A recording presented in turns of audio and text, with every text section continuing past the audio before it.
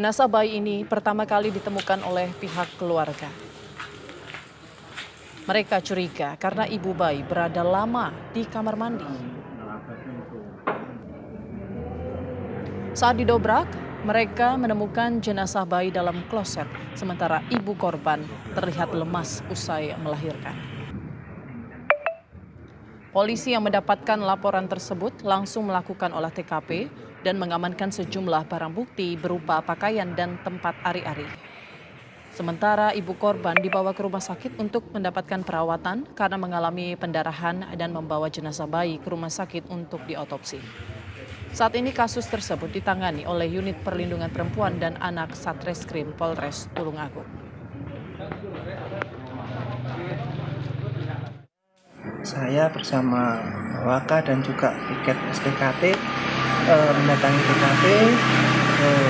Ternyata di TKP untuk bayi sudah dimandikan, dikafani, dan untuk ibu dari bayi yang meninggal itu sudah dibawa ke Rumah Sakit Dr. SK. Untuk ibu statusnya? Untuk ibu statusnya pelajar. Usia? Usia 18 tahun.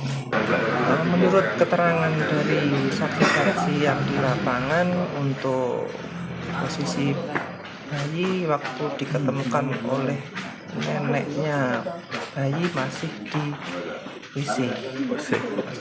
Masih lengkap ari-ari dan lain sebagainya.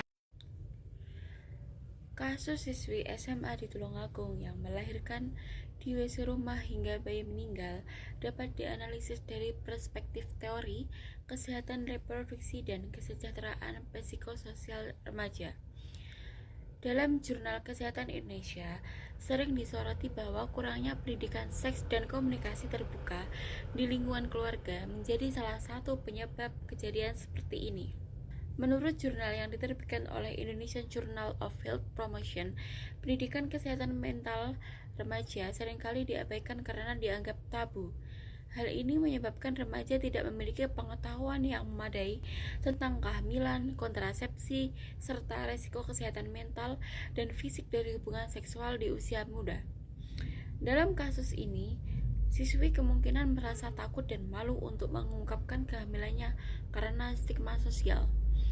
Berdasarkan teori stigma sosial dari Jurnal Psikologi Indonesia, remaja yang mengalami kehamilan di luar nikah seringkali menghadapi tekanan emosional yang berat, rasa bersalah, dan ketakutan akan penolakan yang akhirnya memicu keputusan yang tidak rasional seperti melahirkan tanpa bantuan medis. Untuk mengatasi kasus serupa, teori-teori dalam Jurnal Kesehatan Indonesia merekomendasikan pendekatan holistik seperti peningkatan pendidikan seks di sekolah, penguatan dukungan keluarga, serta penyediaan layanan konseling yang ramah remaja.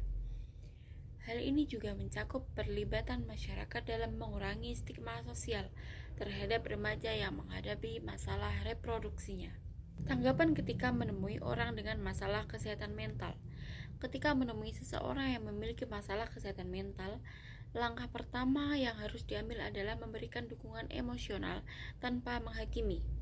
Dengarkan dengan penuh perhatian dan empati, karena orang dengan masalah kesehatan mental sering merasa tidak dipahami. Hindari komentar yang meremehkan atau memberi solusi instan yang terkesan menyederhanakan masalah mereka. Sebagai contoh, katakanlah seorang mengungkapkan perasaan putus asa. Kita dapat merespon dengan berkata, "Saya mendengarmu dan saya mengerti ini pasti sangat sulit untukmu. Kalau kamu nyaman, kita bisa cari bantuan profesional bersama."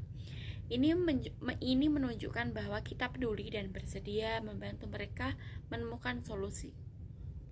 Berdasarkan teori Jurnal Mental Health Indonesia, langkah ini penting untuk membangun rasa percaya dan mendorong mereka untuk mencari bantuan dari ahli kesehatan mental.